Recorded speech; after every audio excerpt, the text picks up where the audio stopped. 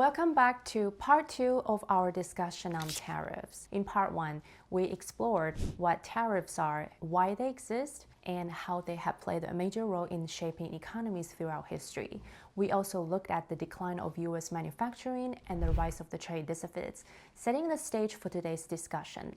Now, it's time to dive in the present and future of tariffs. President Trump is back in the office and is once again reinstating and expanding his tariff policies to push for stronger American industries, fairer trade deals, and to reduce reliance on foreign imports. These policies represent a pivotal shift in global trade dynamics, reviving debates about protectionism, economic sovereignty, and the sustainability of post-World War II multilateral trade frameworks.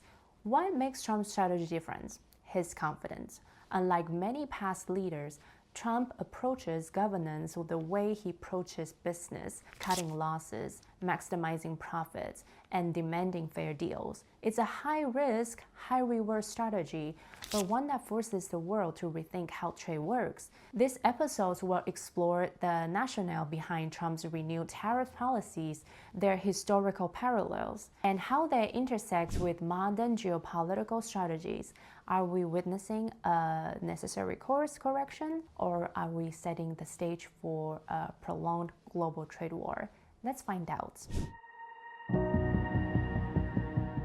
For decades, the United States was the world's largest economic powerhouse, but many Americans feel that other countries were benefiting more from trade than the U.S. Trump has argued that America has been too lenient with trade policies, allowing other nations, especially China, to take advantage by selling goods at artificially low prices while restricting U.S. exports. But here's a funny fact. Many countries protected their own companies by imposing restrictions on American goods. They want to sell to the U.S., but they don't want to buy from the U.S. That doesn't seem fair, does it?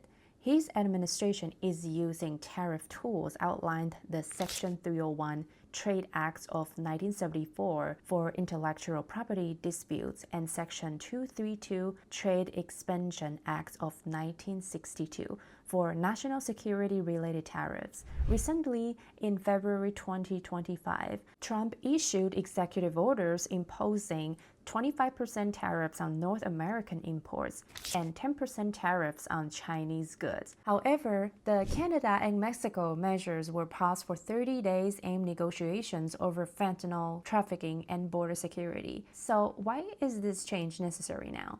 The U.S. trade deficit reached a record high, existing $1.1 trillion in 2023. Trump believes tariffs can help balance this. China continues to manipulate currency values and subsidize its industries, making Chinese goods artificially cheap and flooding U.S. markets. Key industries like steel, aluminum, and manufacturing are still struggling. Since 2025, U.S. steel capacity utilization has increased from 71% to 83%, but many jobs are still offshore. The U.S. collected $85 billion in tariff revenue in FY 2024, yet it only offset 4% of trade deficit, leading to concerns about effectiveness. For example, imagine a local grocery store versus a massive chain.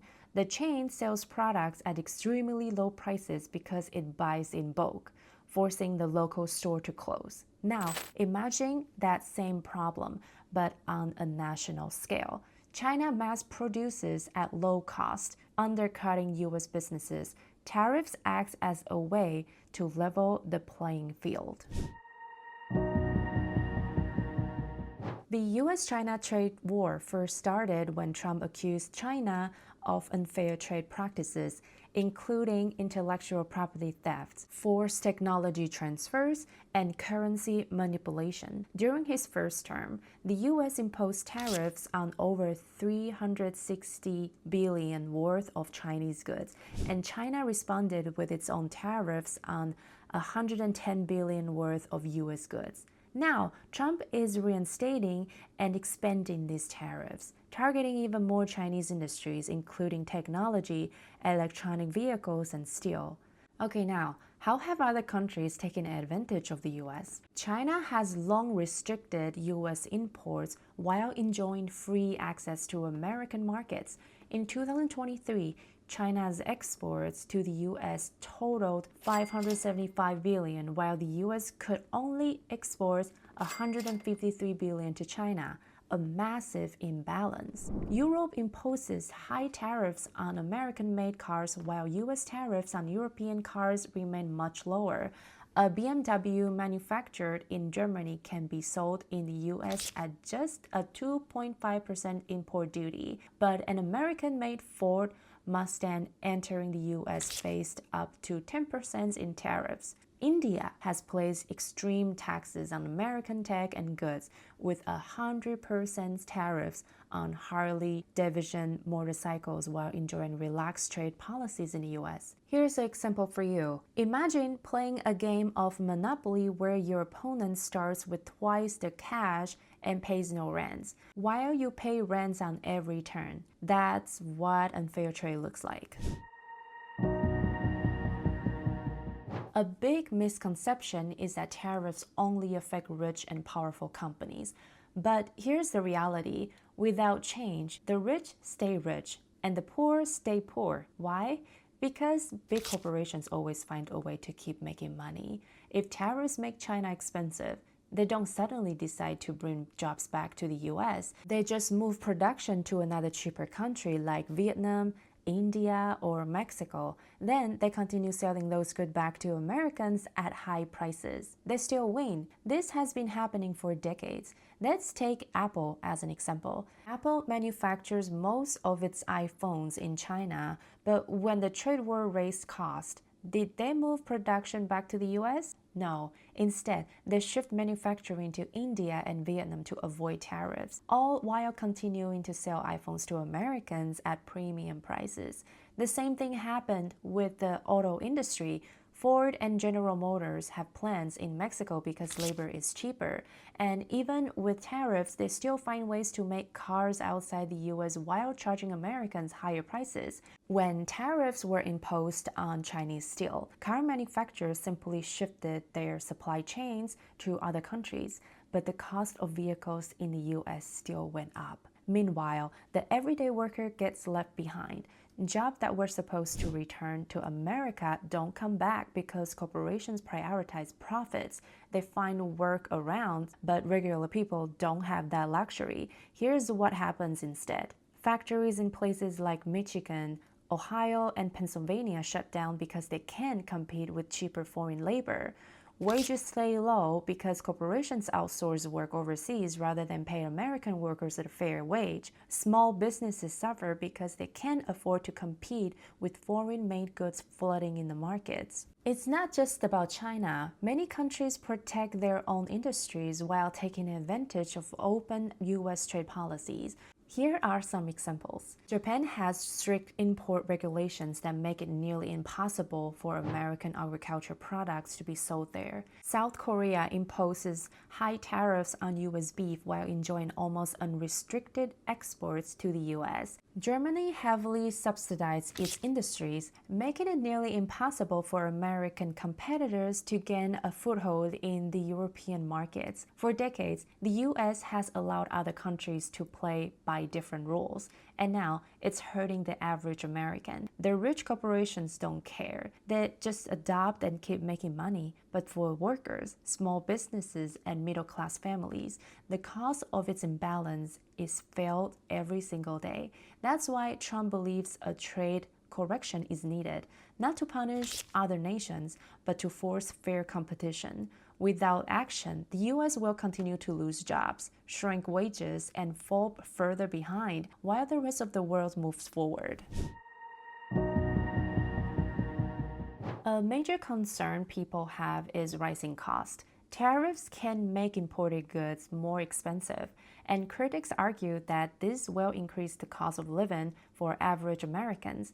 If companies have to pay more for raw materials like steel, aluminum, or computer chips due to tariffs, Those costs often get passed down to consumers in the form of higher prices for cars, electronics, groceries, and more. This is a legitimate concern, and many argue that working-class families who already struggle with inflation and stagnant wages would be the ones hit the hardest. But Trump has made a bold promise. He is working on ways to balance the costs through tax cuts and domestic incentives.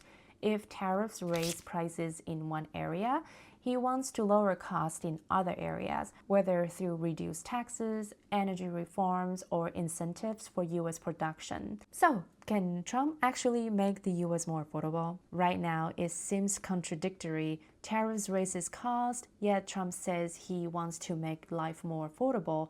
The real question is, how will this be balanced? This is where his business mindset comes in. Just like a CEO restructures a company, Trump is trying to restructure the economy, cutting waste, renegotiating deals, and pushing American-made alternatives. Here are specific areas where Trump is trying to offset rising costs. First, tax cuts to increase disposable income. Trump has proposed tax cuts for individuals and businesses, arguing that if Americans keep more of their money, they will be able to absorb the cost of tariffs.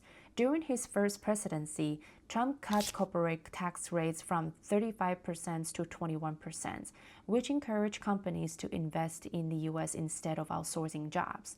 His administration also doubled the standard deduction for individuals, allowing families to keep more of their earnings. In his second term, Trump is proposing further income tax reductions to offset rising prices caused by tariffs. For example, imagine your grocery bill increased by $50 per month due to tariffs.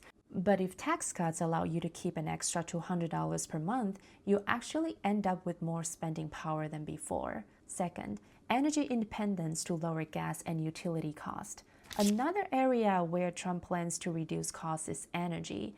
By increasing domestic oil and gas production, Trump believes he can lower fuel prices, which directly impacts the cost of transportation, shipping, and consumer goods. More drilling and pipeline expansions means lower heating and electricity costs for households. The Keystone XL and Dakota Access pipelines previously halted are backed on Trump's agenda, which could stabilize energy prices and prevent cost spikes. For example, if your energy costs decrease, it offsets higher prices for groceries and goods affected by tariffs because transportation and production costs go down. Next, manufacturing incentives to keep jobs and lower production costs.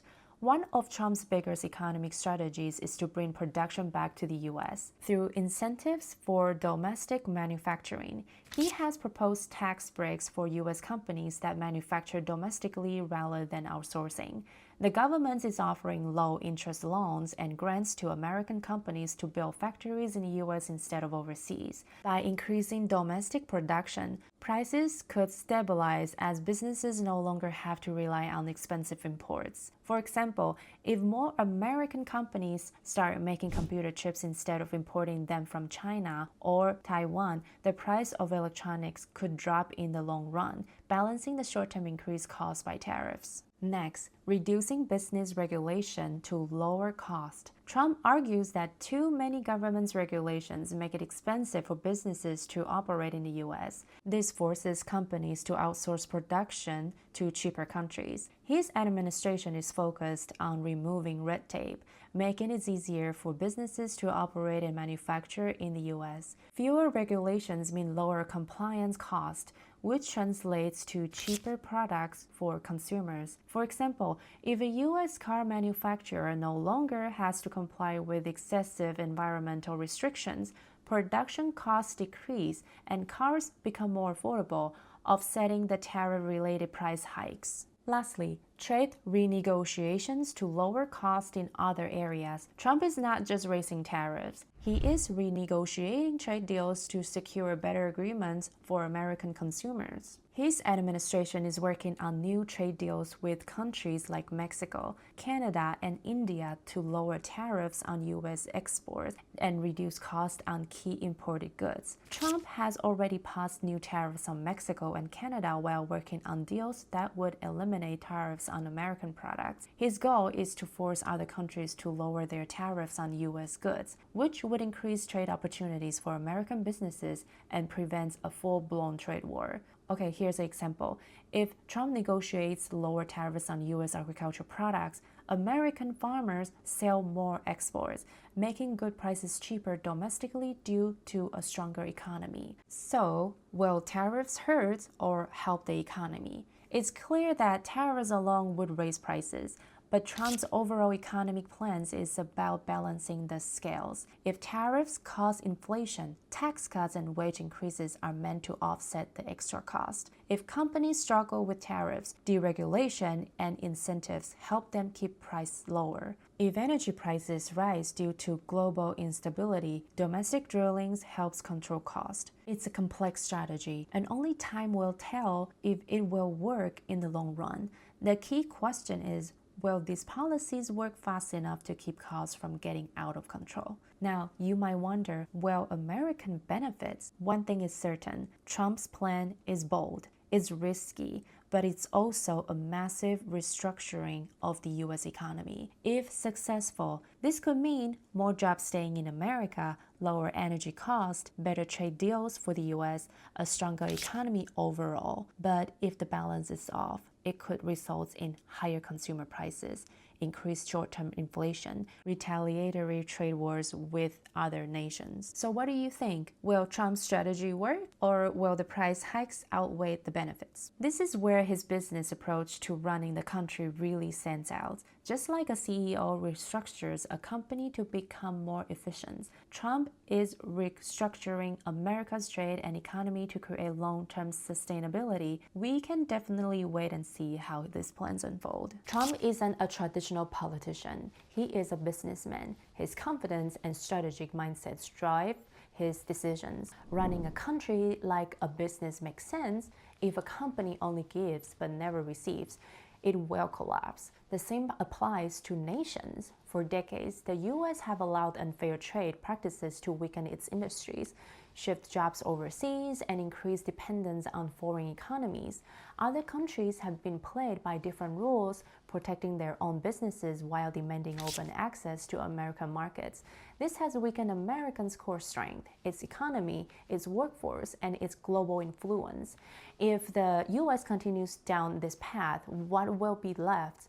A nation depends on imports, with fewer jobs, lower wages, and rising inequality, a country where the rich corporation keeps winning, while working-class families struggle to afford daily necessities. The truth is, change is never easy, whether on a personal level, within a family, or on a national scale.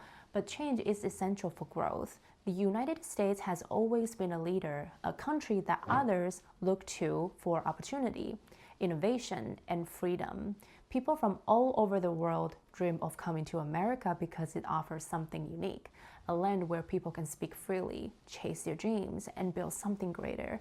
But to maintain that greatness, the U.S. must remain strong. A weak economy means we lost our global influence. A weak economy means we can't help our own people.